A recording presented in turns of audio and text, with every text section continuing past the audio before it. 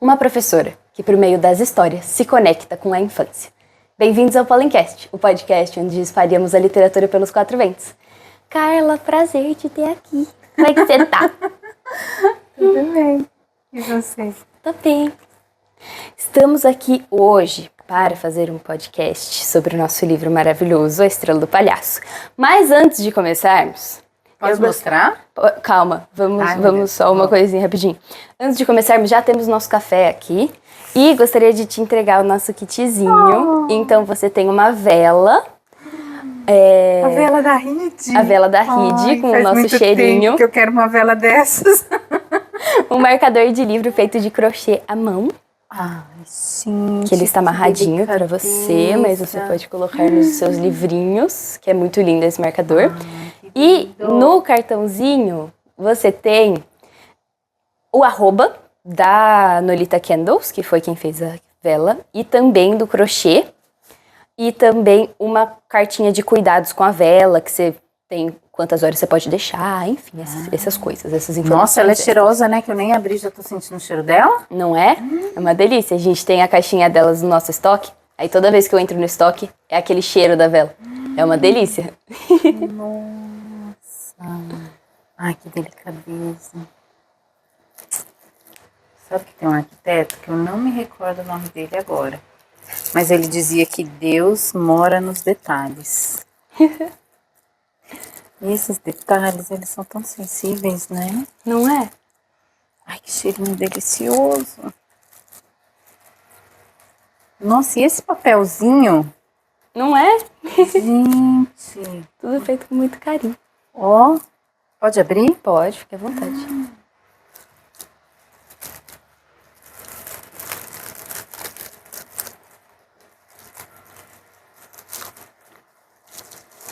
Ah, que linda. Que linda. A velhinha. Ai, que cheirinho gostoso. Eu amei. Pode pôr o marcador no livro? Pode, fique à vontade. E aí já aproveite mostrar para nosso público. Pode mostrar ali para a sua maravilhosa câmera. Se você quiser apresentar um pouquinho antes da gente começar, fique à vontade. A Estrela do Palhaço? Sim. Essa historinha começou o ano passado com uma aluninha minha, cujo pai precisou mudar de país. E foi um momento difícil para ela, né, lidar com essa situação.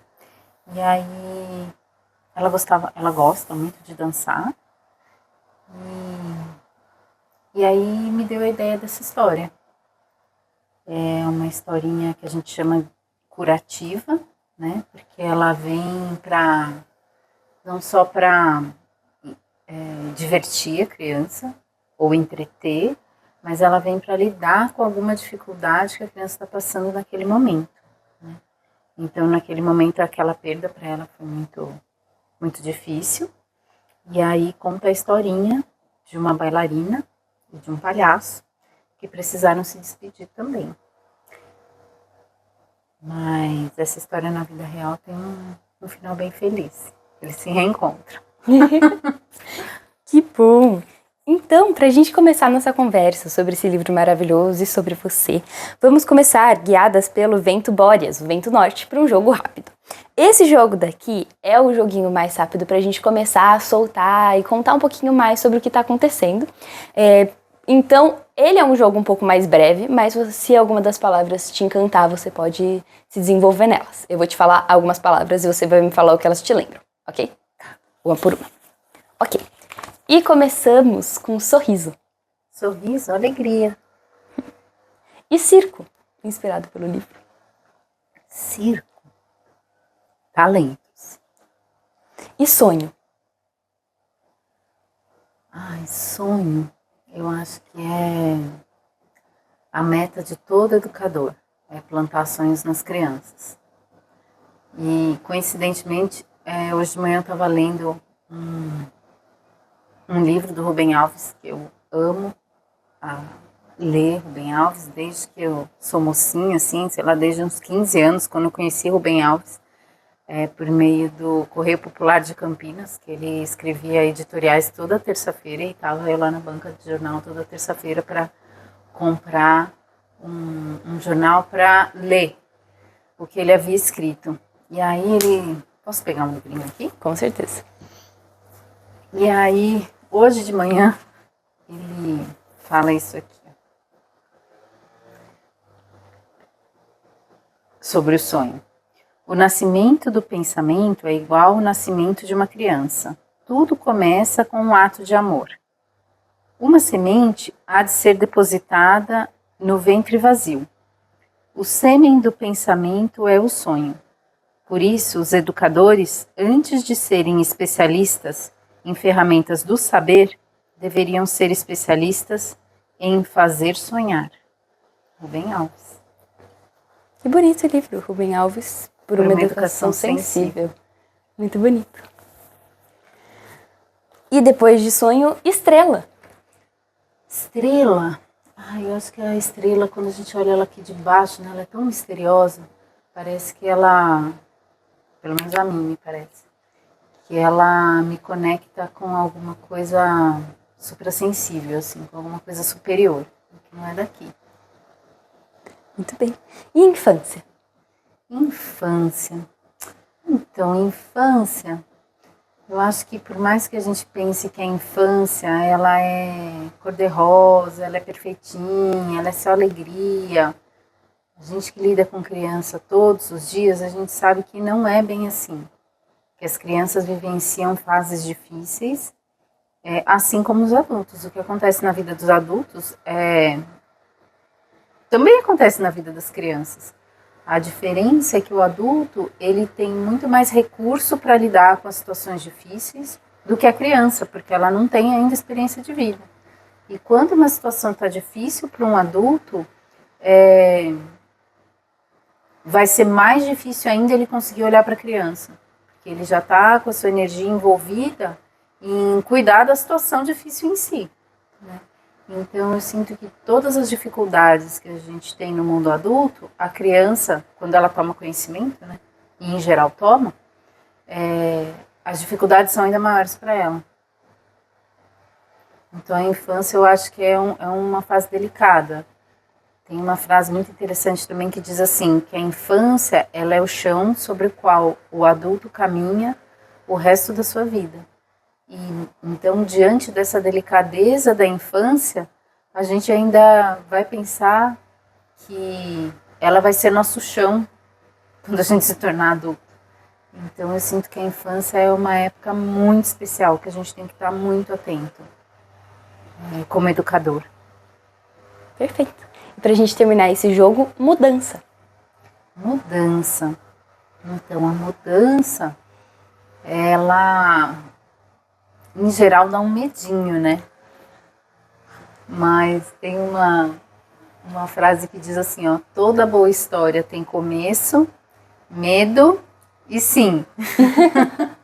Então, às vezes, a mudança, ela dá esse friozinho na barriga, assim, mas se a gente não fala o sim, a gente não consegue saber o que tem depois, né? Com certeza. Eu adoro esse jogo, acho muito divertido e eu acho que é um ótimo jeito da gente começar a nossa conversa. Antes da gente chegar na nossa segunda parte do podcast, que é guiado pelo vento Zéfiro, o vento oeste, para guiar a gente numa conversa suave sobre você. Então vamos conhecer um pouquinho mais de Carla. Vamos lá. Então, eu queria saber antes de tudo, já que a gente está falando sobre o livro A Estrela do Palhaço, o que te inspirou a começar a escrever? Uau! Desde criança eu gosto muito de escrever. Eu sempre gostei muito de escrever cartinhas, escrevia cartinhas para minha mãe, para meu pai, para as pessoas ao meu redor, sempre gostei muito de escrever. E eu me lembro quando eu estava na quinta série, antigamente a gente falava quinta série, eu tinha uma professora de língua portuguesa chamada Maria Helena, e ela deu um projeto de língua portuguesa, só que era para apresentar na Feira de Ciências. E ela pediu para a gente escrever um livro. E aí, quando eu escrevi esse livrinho, eu falei para ela, professora, eu já sei o que eu quero ser escritora. E aí ela me me presenteou com um cartãozinho assim, azulzinho, que dizia assim: sou livre quando faço, não o que quero, mas o que me realiza como pessoa. E isso faz muitos anos, muitas décadas que aconteceu isso e eu não me esqueço. Mas escrever de verdade, de sentar e falar, não, vou escrever uma história, isso começou com a maternidade. Minha filha querida, ela, desde pequenininha, ela me falava, mamãe, me conta uma historinha? Mamãe, me conta uma historinha, várias vezes ao dia.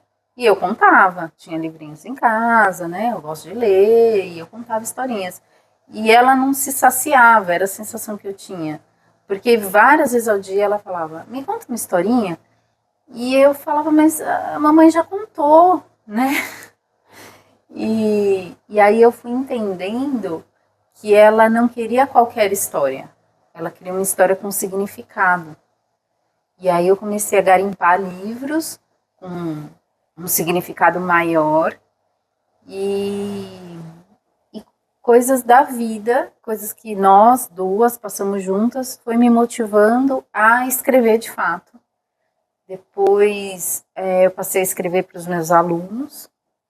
E o ano passado eu tive a oportunidade de editar um livro junto com os meus colegas lá na escola. Foi um projeto conjunto muito bonito, Marsúpio de Amor, lá na Escola Livre Sofia.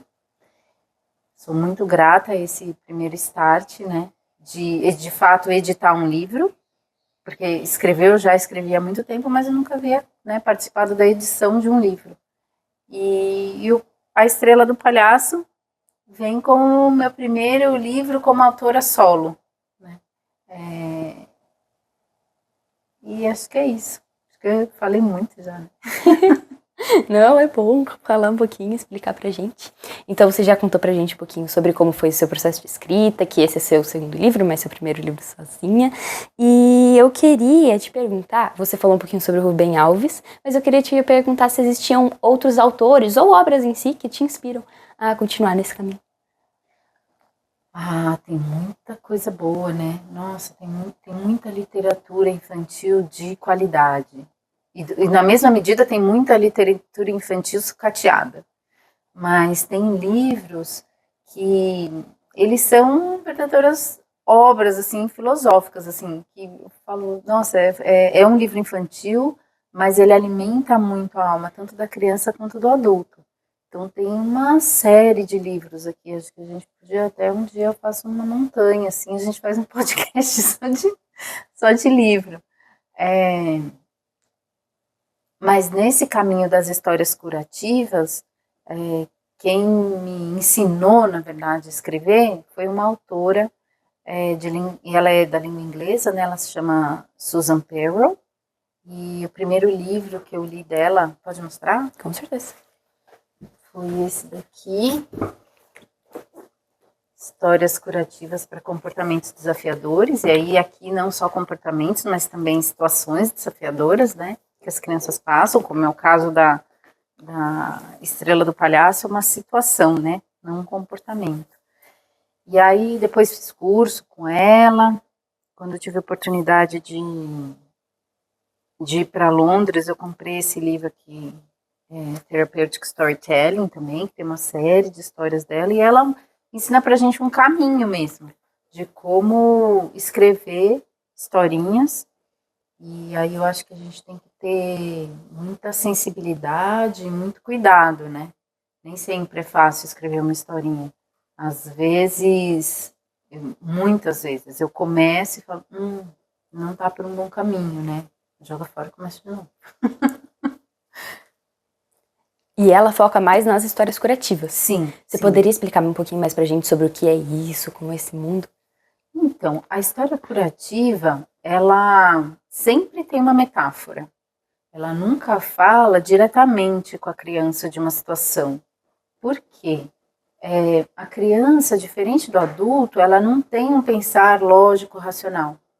É mais fácil para ela compreender uma metáfora do que um raciocínio lógico. Por isso que muitas vezes a gente explica uma coisa para uma criança e o comportamento dela se perpetua, E não há mudança. Por quê? Porque, de fato, a gente não conseguiu falar na linguagem dela.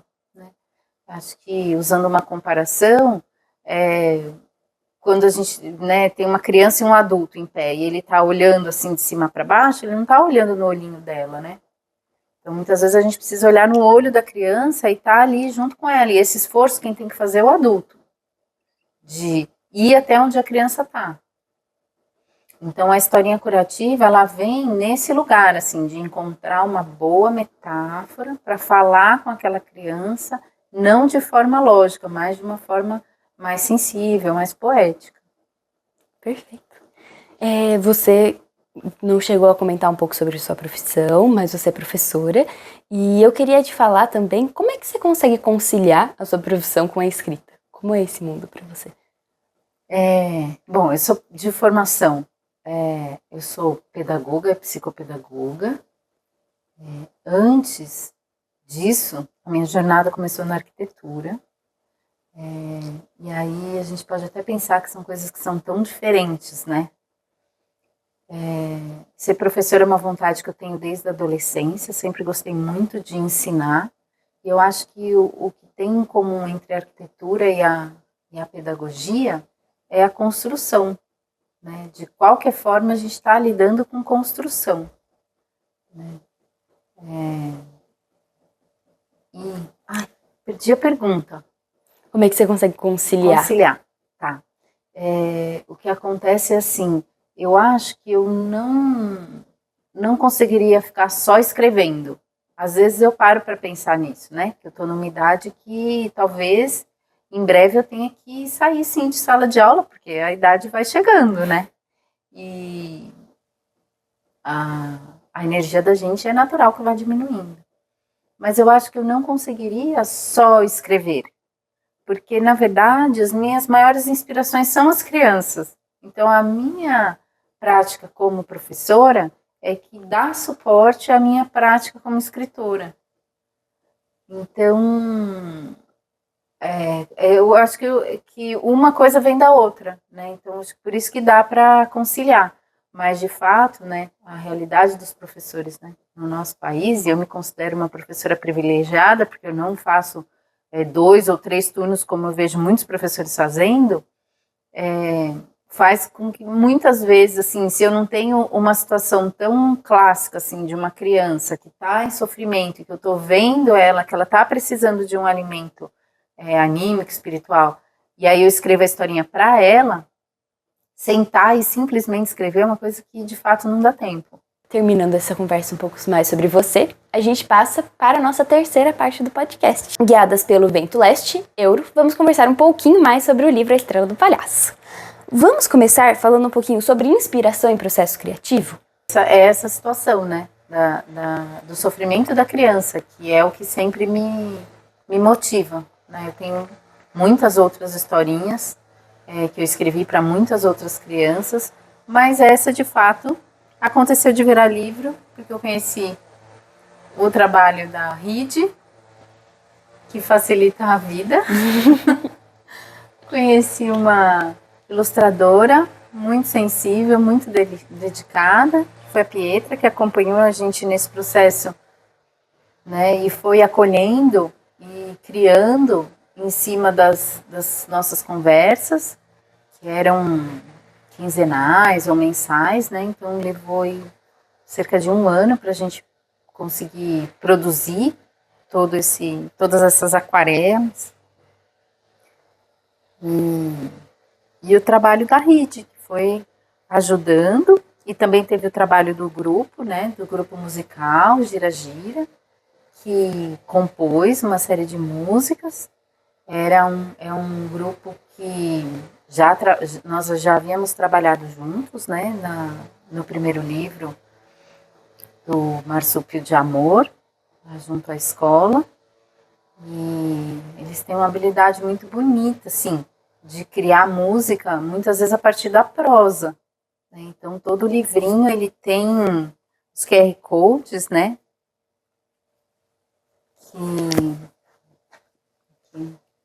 QR Code, que encaminha para a página da RID, né? Uma página fechadinha lá da RID, que tem essa composição musical. Então tem várias musiquinhas aqui, algumas instrumentais, algumas letradas, né? E foi esse trabalho, assim, que não foi só meu, né? Que uniu muitas habilidades e talentos diferentes, né? Então, teve o grupo Gira Gira, que musicou, teve a Pietra, que fez, né, tantas aquarelas tão delicadas, tão lindas. E aí teve o trabalho da Júlia, que lá da RID juntou tudo isso e, e se transformou aí num sonho, né? Foi um sonho mesmo essa edição desse livro. Esse livro, uma coisa que eu acho muito linda nele é exatamente a sinergia. A ideia de que a gente tá todo mundo junto e cada um fez um pedacinho. E como foi tão precisamente exatamente o que a gente precisava para cada ambiente. Então todas as conversas que a gente teve sobre não, podia colocar um pouquinho mais para cá, ou isso precisa ser um pouquinho mais claro, ou essa emoção tem que estar um pouco mais visível. E conseguir juntar tudo isso num trabalho de uma colaboração de tantas pessoas foi incrível, porque dá para entender cada pitadinha de cada pessoa ali dentro, que é muito bonita, é muito sensível mesmo esse livro. E aí é muito verdadeiro isso que você está falando, e assim, eu sinto que houve uma maturação, né? Se a gente pensa nas primeiras aquarelas, muitas que nem vieram para o livro, né? Ou a primeira capa, né? Então, se a gente pensa assim que foi um processo de um crescimento, né? De todo mundo. E é muito interessante isso que você fala da sinergia, assim, porque cada pessoa tem um talento diferente, né? E muitas vezes o que eu como autora enxergo, não que seja maior, mas que seja diferente, nem maior nem menor, né? Mas é diferente muitas vezes do que o ilustrador enxerga. E que também é diferente do que o compositor enxerga ou do que o designer gráfico enxerga. E aí, quando a gente consegue colocar todos esses talentos, todas essas habilidades em prol de um caminho único, aquilo se enriquece. Né? Diferente de quando a gente quer fazer valer a nossa vontade. Né? Então, acho que isso é uma lição assim, para a gente carregar na vida. Assim, né? Que se a gente puder unir as nossas diferenças, muito provavelmente a gente vai ter um trabalho mais rico. Com certeza. Com certeza. Eu já li pelo menos 2 vezes esse livro, assim, de forma corrida. Uhum.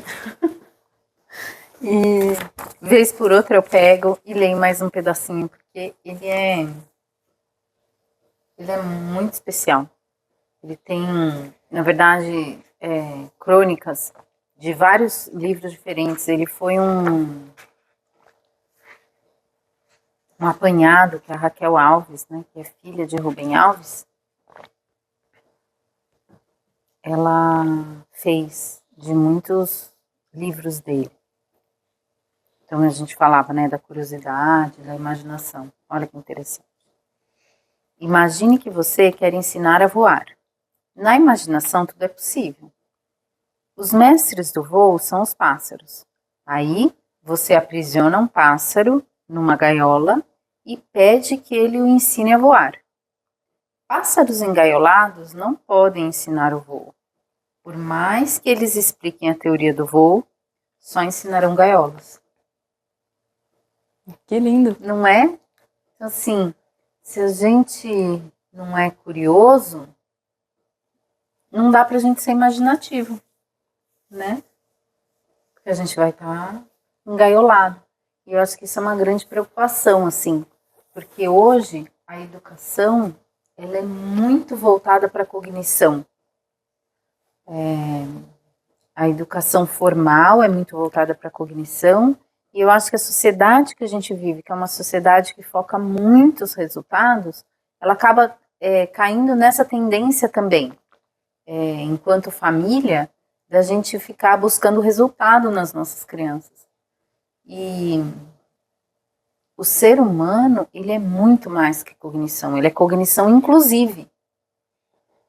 Então, a hora que eu deixo de lado os sentimentos da minha criança, a hora que eu deixo de lado a habilidade que ela tem de fazer as coisas, a hora que eu deixo de lado o lado espiritual dela, eu estou criando um ser humano manco. É como se, muitas vezes a gente vê uma árvore assim na rua, né? Foi muito podada por conta dos fios de energia elétrica. E você vê, assim, só tem muitas vezes um galho para um lado, assim, né? Só que, e é isso que a gente faz com o ser humano, quando a gente pega um ser humano que devia ter galhos para todos os lados, e tem muitos aspectos, né, dessa personalidade, e foca só cognição, só cognição. Sobre o tempo, você falou que faz bastante tempo que a gente está trabalhando nessas aquarelas. Você lembra quanto tempo a gente levou para fazer esse livro? Eu lembro a primeira reunião que a gente fez, então eu tenho anotado. Conta. A gente fez a primeira reunião no começo de novembro de 2023. Nossa, nossa. Reunião mesmo, depois de ter fechado com a ilustração, tudo. Depois do texto pronto, claro. Mas do texto, com certeza, demorou mais um tempo, né? Sim. Então, nossa. Estamos há um bom tempo trabalhando nesse livro. Olha, só essa conta que você me trouxe faz quase um ano. Isso. E aí, acho que, imagino que dá ideia, né? Sim.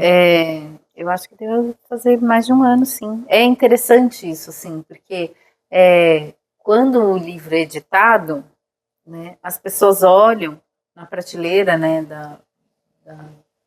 da livraria, seja ela real ou virtual, e falam, nossa, um livro novo. Mas é um livro que a gente já teve gestando por muito tempo. Então, se eu pensar, um livro novo meu, é o livro que eu estou escrevendo. Né? Esse daqui já nasceu, né? Já é um projeto pronto e ele levou mais de um ano, certamente. Certamente ele levou mais de um ano. Então é muito zelo que a gente tem, né? Muito carinho para chegar a ter o livrinho na mão, né? E é quase um nascimento mesmo. E sementinhas, né, de várias pessoas. Sim, com certeza. Sobre isso, qual é a parte do processo que você acha mais complicada? É a parte de escrever ou de passar a sua ideia? Mais complicada? Olha, escrever às vezes é difícil. Às vezes não. Às vezes parece que os anjinhos sopram no ouvido, assim, a historinha da gente à noite. E aí eu acordo com a história na cabeça e escrevo à mão. A primeira reação, assim, quando eu vou escrever, o caminho mais curto da minha cabeça para a letra é ainda a minha mão. Não sei se é porque eu sou mais antiga e hoje talvez os novos escritores tenham outros caminhos, mas para mim o caminho mais orgânico é a minha mão, sim.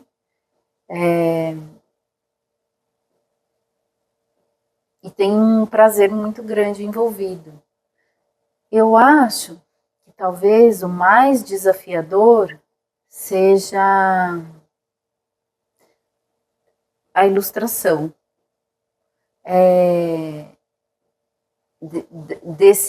Porque acho que é aí que ela vem quase que para o mundo real, né? Porque o papel, quando a gente está ali escrevendo, a gente não se importa muito com a página que isso vai ficar, ou com que cor que aquilo vai ter, ou se tem muito texto para uma página. E aí quando a gente começa a ver as ilustrações, que a gente começa a ter essa preocupação, né? De falar, nossa, mas aqui está... esse lado precisa pelo menos ter um pouco de mais claro para dar leitura. Então, acho que quando a gente começa a receber as ilustrações, a gente já começa a ter uma preocupação com a editoração. Eu acho que é ali que as coisas se encaixam, assim. Sim, a hora que a gente começa a ver as ilustrações, porque também o ilustrador não é que ele se feche, desenhe e pronto, acabou, né? Ele tem esse diálogo. E eu acho que tudo fica melhor quando a gente dialoga, né? Mas também tudo é mais desafiador quando a gente necessita do diálogo. Quando a gente faz as coisas por si só, a gente pega e faz do jeito que a gente acha e pronto. E a hora que a gente tem diversos olhares, né? Tem o olhar do autor, tem o olhar do ilustrador, tem o olhar do designer, tem o olhar se ali vai precisar uma música, um QR Code ou não. A hora que junta tudo isso e a gente precisa de uma conversa e precisa de uma humildade mesmo, no sentido de, poxa, preciso escutar o que a pessoa está falando e talvez não seja nem essa opinião nem essa, seja o meio do caminho. E aí é muito interessante assim que a raiz da palavra humildade, ela não vem de humilhação, ela vem de humus da terra, de fertilidade. Então, quando a gente fala assim, precisa de uma humildade, não é que eu preciso me calar e aceitar o que o outro fala. É quase que germinar uma ideia, outra ideia, e dali vem uma fertilidade que é maior. Então, acho que humildade, quando eu digo assim, né, precisa de uma humildade de todos os envolvidos, não é no sentido de se calar, é no sentido de gerar mais vida, né, de gerar alguma coisa melhor. Com certeza. Essa parte da ilustração é quando a gente pega todas as ideias que já existem no papel e tem que trazer muito pro tangível, né? Porque a gente se pega olhando e falando, nossa, como é que eu vou transmitir esse sentimento aqui? Porque às vezes não é porque, existem, por exemplo, não é porque os personagens estão em X situação que essa situação vai conseguir ser representada 100% numa imagem estática. A gente tem que usar das cores e dos sentimentos para conseguir transmitir tudo aquilo que aquele texto está falando.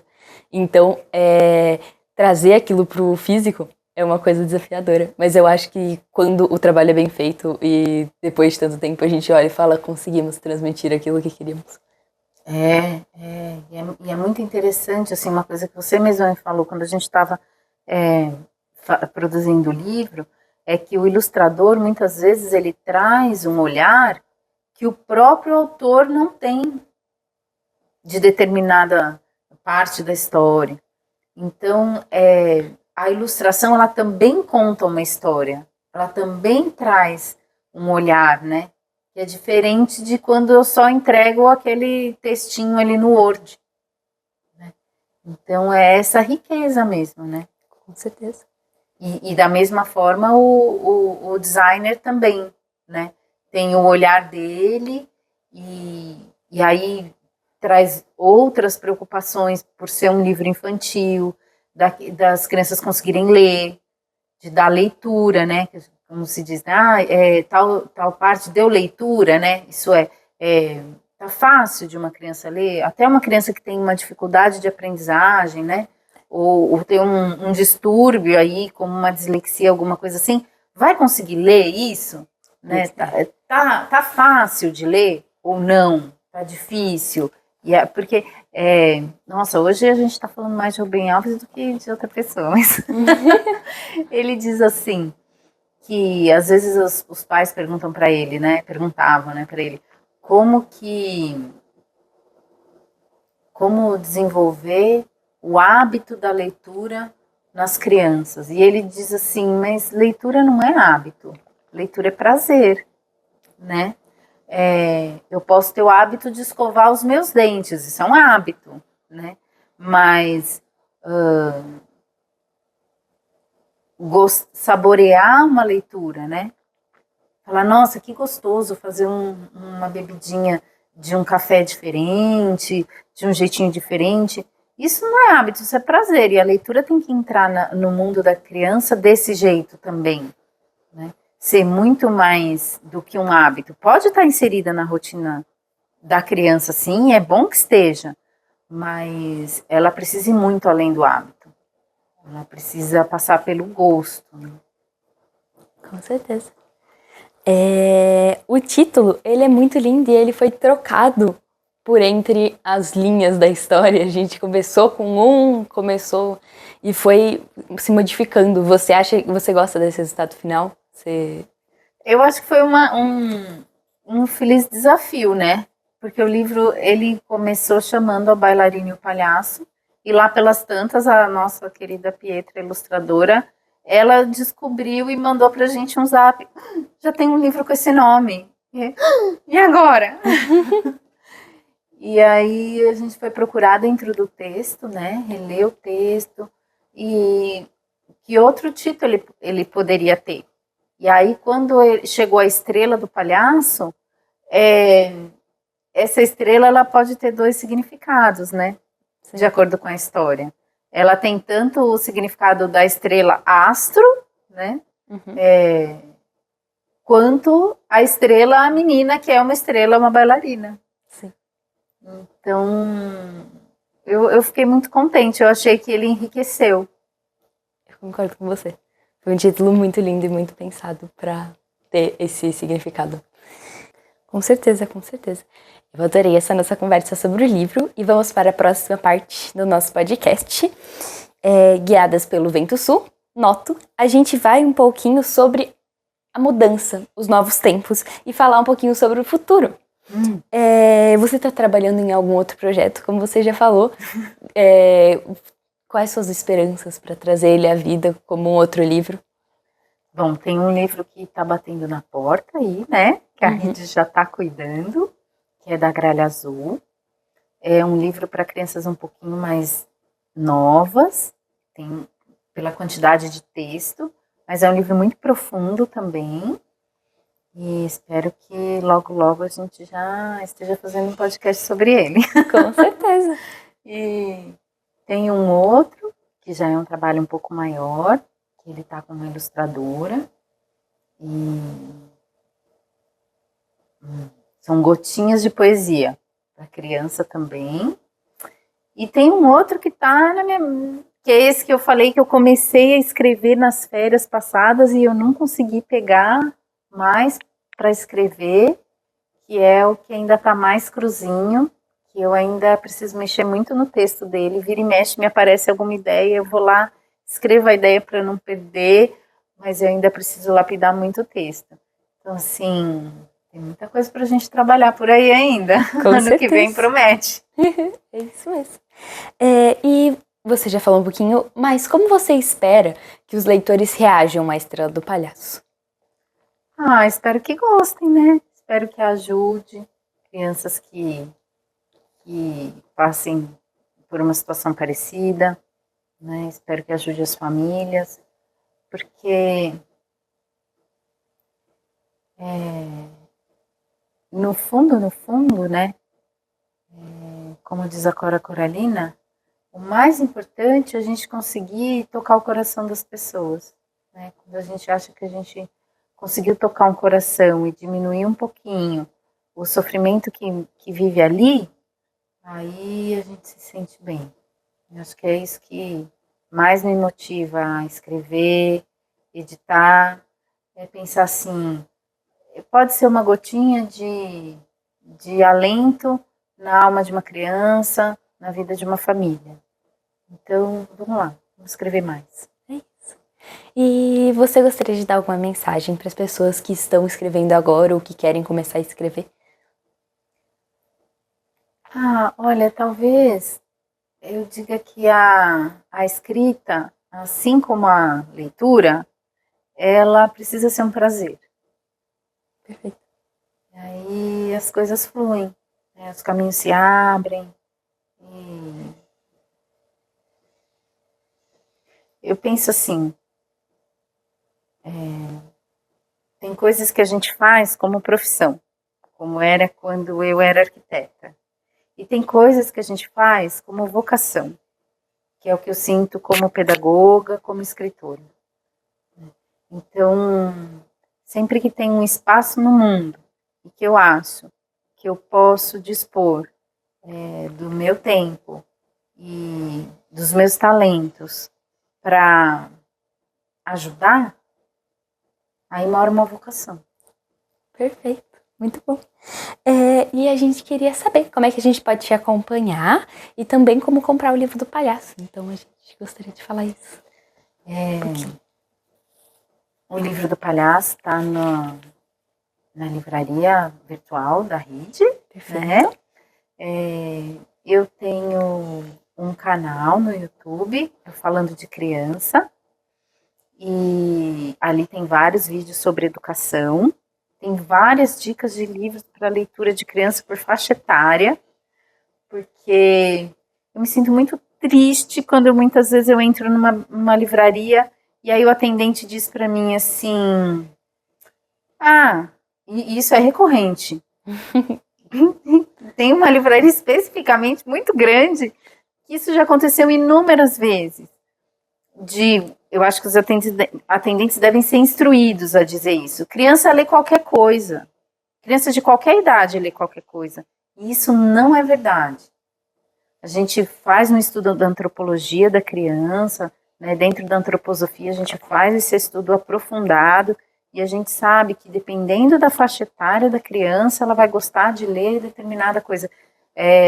Se eu contar para uma criança de 12, vamos dizer, um pré-adolescente ali, um púbere de 12 anos, um continho de fadas, ele não vai gostar daquilo.